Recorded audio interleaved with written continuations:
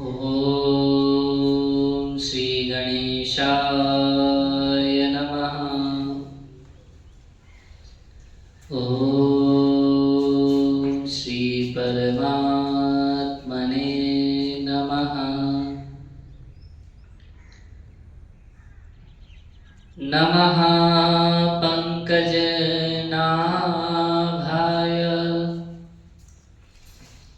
नमः पंकजमालिने। नमः पंकजनेत्राय। नमस्ते पंकजांग्रहे। कृष्णाय वासुदेवाय हरये परमात्मने प्रणतक्लेशनाशाय गोविन्दाय नमो नमः। नमः कुञ्जविहारिण्ये। नमः कुञ्जविहारिणे। स्वामी श्री हरिदासाय गुरूणां गुरवे नमः। अखण्डमण्डलाकारं व्याप्तं येन चराचरं तत्पदं दर्शितं येन तस्मै श्री गुरवे नमः। मेरी भवबाधा हरो राधा नागर सोई। जातन की झाई पड़े श्याम हरित द्युति होय। राधे मेरी स्वामिनी मैं राधे को दास। जन्म जन्म मोहे दीजियो श्री वृंदावन को वास। जय जय श्री राधा रमण। जय जय नवल किशोर। जय गोपी चित चोर प्रभु। जय जय माखन चोर। जय जय माखन चोर।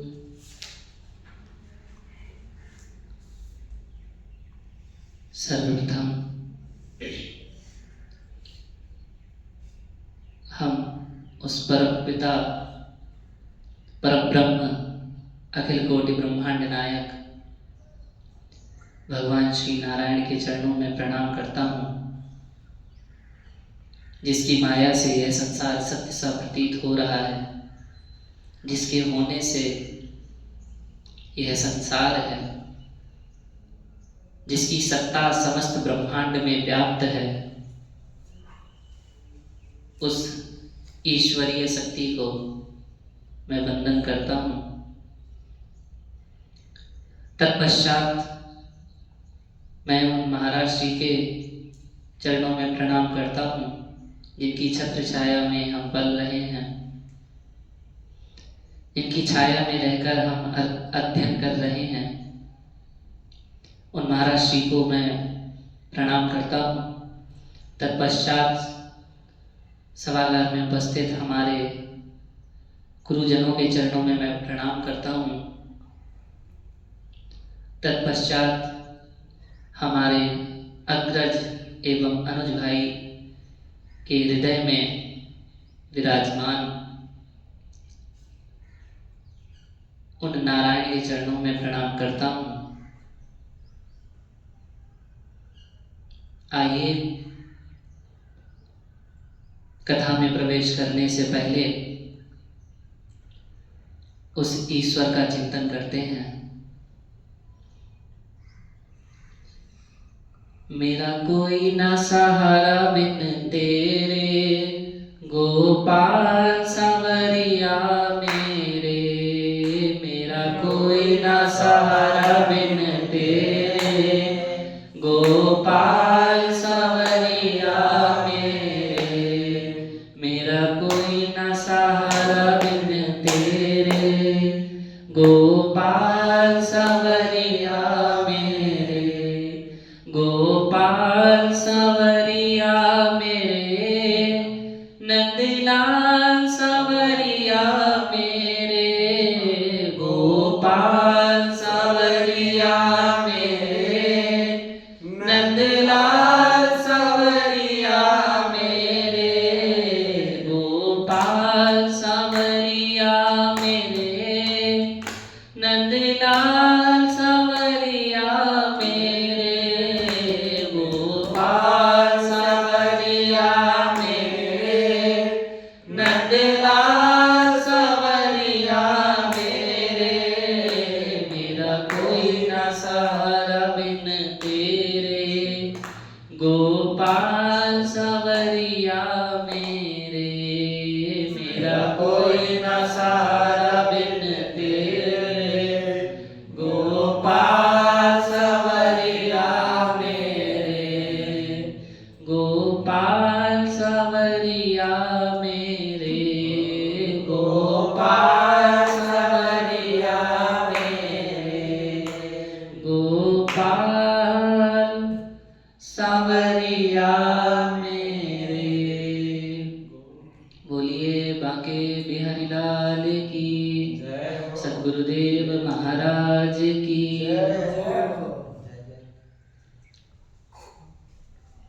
पिछले सत्र में हम सभी ने श्रवण किया था कि उद्धव जी महाराज भगवान श्री कृष्ण के आदेश पर वृंदावन पहुंचे। वृंदावन में उनकी भेंट ग्वाल वालों से हुई। माँ यशोदा के भवन में पहुंचे। मैया यशोदा ने, नंद बाबा ने उनका आदर सत्कार किया। बाद में नंद बाबा से, मैया यशोदा से उनकी चर्चा आरंभ हुई।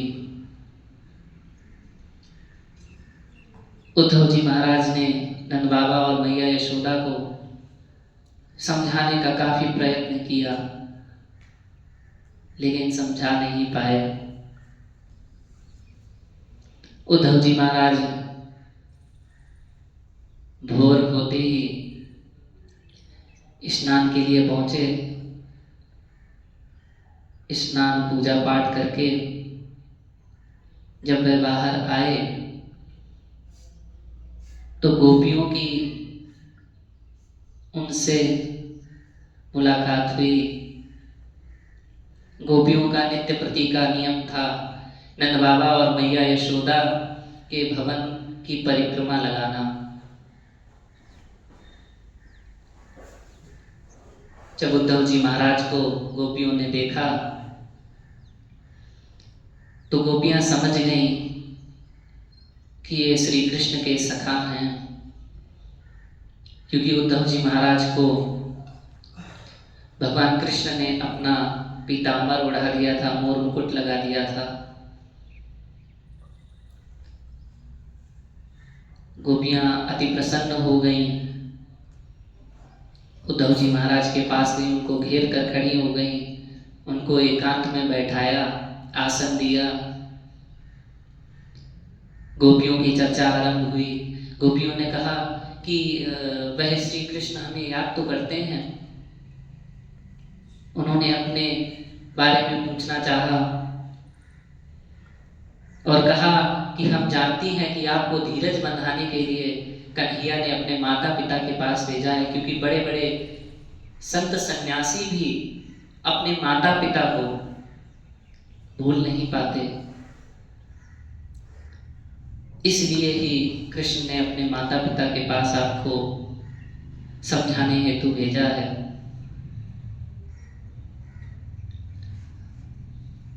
उद्धव जी को ज्ञात था कि वृंदावन की गोपियां केवल श्री कृष्ण को ही अपना सर्वस्व मानती हैं। गोपियां श्री कृष्ण की बचपन से लेकर किशोर अवस्था तक की जितनी भी लीलाएं की थी भगवान ने, उन सभी लीलाओं का गान करने लगी। वे अपने घर के काम काजों को भूल गई। उनकी कन्हैया में इस प्रकार रुचि बढ़ती गई कि वह अपना धीरे धीरे अपना भी सब कुछ भूल गई कि मुझे क्या करना है क्या नहीं। लोग लज्जा को छोड़कर गोपियां रोने लगी। तभी वहां राधा रानी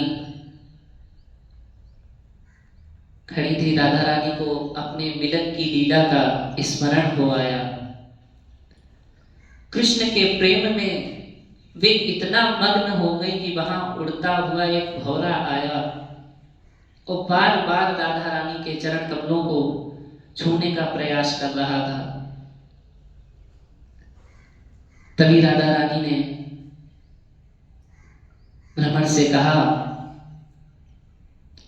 क्योंकि अन्य गोपियां जो थी वे उद्धव जी से वार्तालाप कर रही थी, तब किशोरी जी ने भ्रमर को श्री कृष्ण का दूत समझा और इस प्रकार बोली, मधुप की तव बंधो मास्पृशांग्रिं सपत्न्या कुछ विलुलित माला कुंकुमश्मश्रुभिर्ना वहतु मधुपतेस्तन् मानिनीनां प्रसादम् यतु सदसि विडम्ब्यम् यस्य दूतस्त्वमेत्रे सकृधर सुधां स्वां मोहिनीं पाययित्वा सुमनसैव सत्यजेस्मान् भवात्रे परिचरति कथं तत् पादपद्मं तु पद्मा यपिबत चेता उत्तमश्लोकजल्पै मधुपकितव बन्धो मास्पृशांग्रिं सपत्न्या किमिह बहुसडङ्ग्रे गायसि त्वं यदूना अधिपतिं गृहाणाम् अग्रतो न पुराणम् विजय सख सखीना गीयतां तत्प्रसंगा क्षपितकुचरुजस्ते कल्पयन्तीष्टमिष्टा मधुपकितव बन्धो मास्पृशांग्रिं सपत्न्या।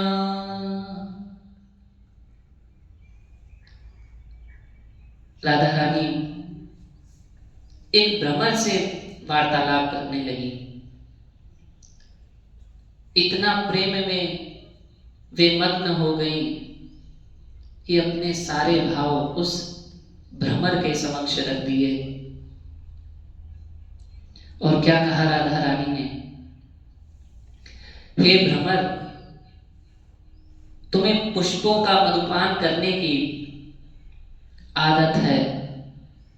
तुम एक पुष्प पुष्प से दूसरे पुष्प पर जाते हो, जब उसका रस समाप्त हो जाता है तब तुम इधर उधर भटकने लगते हो अच्छे पुष्प की चाह में। ऐसे ही तेरा कन्हैया है, ऐसे ही उस छलिए का यही स्वभाव है। जब तेरा कन्हैया किसी अन्य गोपियों के साथ था, जब अन्य गोपियों के साथ रास रचा रहा था, तब उनकी पुष्पमाला पर उन गोपियों का वह कुमकुम लग गया और तुम उनकी माला को स्पर्श करके बड़ा अभिमान जता रहे हो कि मैंने श्री कृष्ण की माला को स्पर्श किया है। रे भ्रमर, उस छलिए का तू सखा है, तुम यहां उस कपटी का संदेशा लेकर यहां आए हो। तुम मेरे पैरों का स्पर्श करने की चाह मत रखो। हम तुम्हें चेतावनी देती हैं कि तुम मेरे पैरों को मत स्पर्श करो। तुम उस अविश्वसनीय स्वामी के अविश्वसनीय सेवक हो। हमें तुम्हारे स्वामी का कोई भी संदेशा नहीं चाहिए। ऐसे कठोर वचन राधा रानी ने उस भ्रमर से कहे। शायद उद्धव जी की आलोचना करते हुए राधा रानी ने भ्रमर को संबोधित किया। उन्होंने कहा, तुम्हारे स्वामी ठीक तुम्हारे जैसे ही हैं। जैसे तू काला है ऐसे ही कृष्ण भी काला है। जो गुण उसके अंदर हैं वे सारे गुण तेरे अंदर भी हैं। वैसे भी तुम्हारे स्वामी ने एक बार अपनी अधरामृत सुधा पिलाई थी, फिर वह हम भोली भाली गोपियों को छोड़कर यहां से चले गए। क्या उनको हमारा एक बार भी ख्याल नहीं आता? हम भोली भाली ब्रज की ग्वालनिया, हमने तो सिर्फ कृष्ण को चाहा था, कृष्ण से प्रेम किया था। कृष्ण से हमने कोई भी धन दौलत नहीं मांगी, लेकिन बदले में उसने क्या किया? वह हम सब ब्रजवासियों को, ग्वालनियों को छोड़कर यहां से चला गया। ऐसा ही स्वभाव तेरे अंदर है। तू एक पुष्प से रस लेता है, फिर दूसरे पे जाता है, दूसरे से तीसरे पर। जब हम गोपियों से उसका मन भर गया तो वह आज मथुरा की गोपियों से रास रचा रहा है। पता नहीं सुकुमारी लक्ष्मी उनके चरणों की सेवा कैसे करती रहती हैं। अवश्य ही उस छैल छबीले कृष्ण ने उनको अपनी मीठी मीठी बातों में, चिकनी चुपड़ी बातों में फंसा लिया होगा। चित्चोर ने उनका भी चित्त चुरा लिया होगा। अरे हम ब्रज की भोली भाली गोपियों को तो फंसाया ही, तुम हमारे समक्ष उस कन्हैया का गुणगान क्यों कर रहे हो?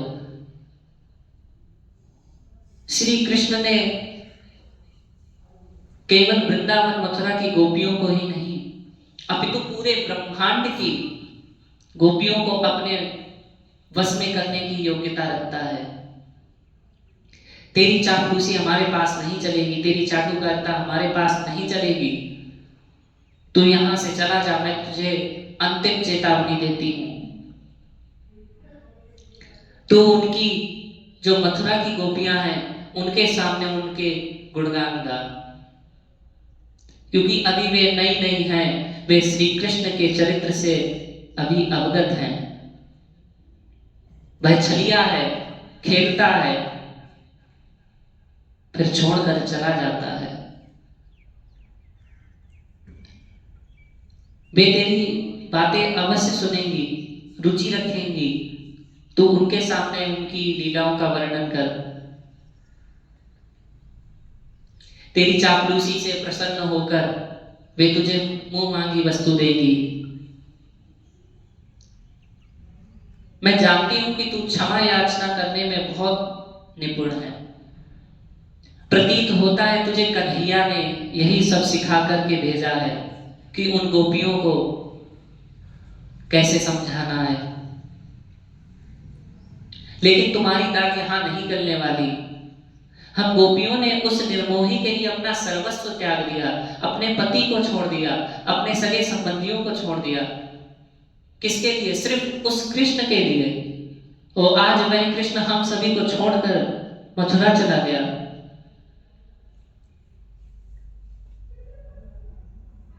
क्यों किया उसने हमारे साथ ऐसा? तू कहता है कि हम उसकी बातों पर एक बार फिर विश्वास करें। तुम्हें ज्ञात नहीं है वह कितना बड़ा छलिया है, छल करता है। उसने इस जन्म में नहीं बल्कि पूर्व जन्मों में भी कई बार छल किया है। कभी दैत्यों के साथ, कभी कपिराज बाली के साथ। जब वे राम रूप में आए थे तब उन्होंने कपिराज बाली को शिकारी के समान वृक्ष के पीछे खड़े होकर प्रहार किया। अरे श्री राम तो एक क्षत्रिय के भांति युद्ध कर सकते थे, लेकिन उन्होंने उस जन्म में भी छल किया। छल से राजा बाली को छला।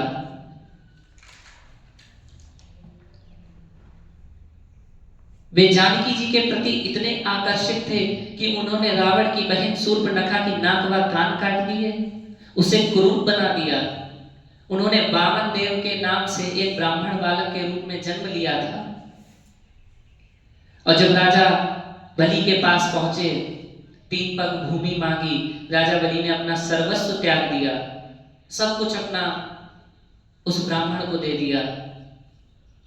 लेकिन बदले में क्या मिला राजा बलि को?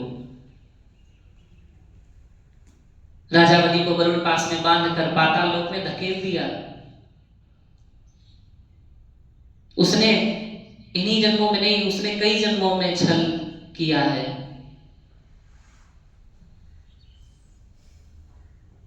खैर जाने दे, हमें श्री कृष्ण से क्या। हमें तो किसी भी काली वस्तु के साथ मित्रता रखनी ही नहीं है। लेकिन तू अगर ये सोच रहा है कि ऐसा है, तब तुम उनकी चर्चा क्यों करती हो? तो सुन, एक बार जिसे उसका चस्का लग जाता है, एक बार जिसे मेरे बांके बिहारी का रोग लग जाता है, तो जिंदगी भर वह पागल हो जाता है।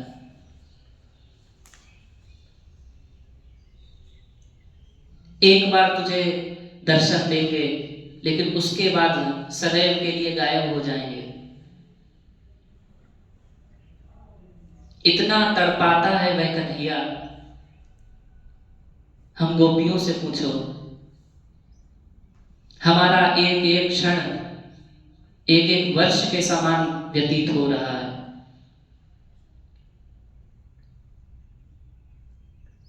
ऐसी दशा हम सभी की है, हम उसे चाहकर भी नहीं छोड़ सकते। ऐसा गोपियां कही रही थी कि तब तक वह भ्रमर अचानक से गायब हो गया। राधा रानी को लगा कि वह भ्रमर हमारी बातें अब कन्हैया से कहेगा। अब प्रेम में इतना गोपियां मग्न थी, राधा रानी इतना मग्न थी, वे सोचने लगी कि हमारी इन बातों से कन्हैया को बड़ी ठेस पहुंचेगी।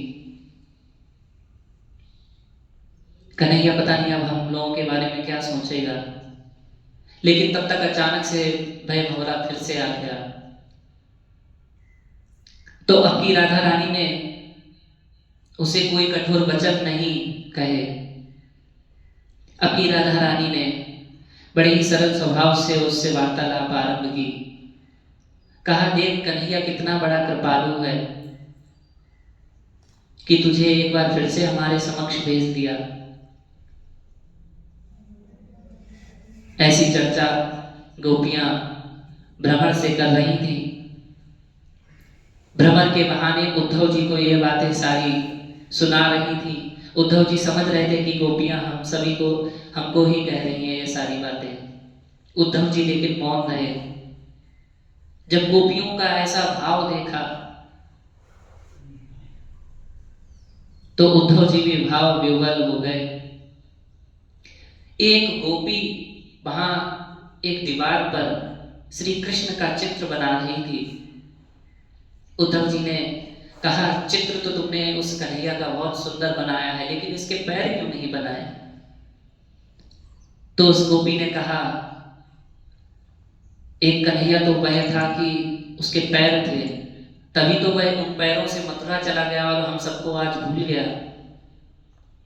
अब हम इस चित्र के सहारे जी लेंगे। अगर हमने इस चित्र के पैर बनाए और कहीं अगर ये चित्र भी चला गया तो हम किसके सहारे जिएंगे? ऐसी उस गोपी ने उद्धव जी से बात कही। अब उद्धव जी ने गोपियों को किस प्रकार समझाया, उद्धव जी ने क्या संदेशा दिया गोपियों को, यह चर्चा हम कल श्रवण करेंगे। तब तक पानी को विराम देने से पहले आइए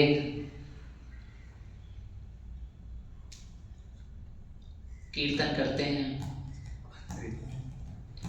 छुपा कहाँ आजा छलिया, मुरली वाले आजा, तेरी याद सताए, मेरा ये भरोसा कहीं टूट न जाए। मुरली वाले आजा, तेरी याद सताए, मेरा ये भरोसा कहीं टूट न जाए। छुपा कहाँ आजा छलिया, मुरली वाले आजा, तेरी याद सताए, मेरा ये भरोसा कहीं टूट न जाए। मन ये पुकारे दिल के सहारे,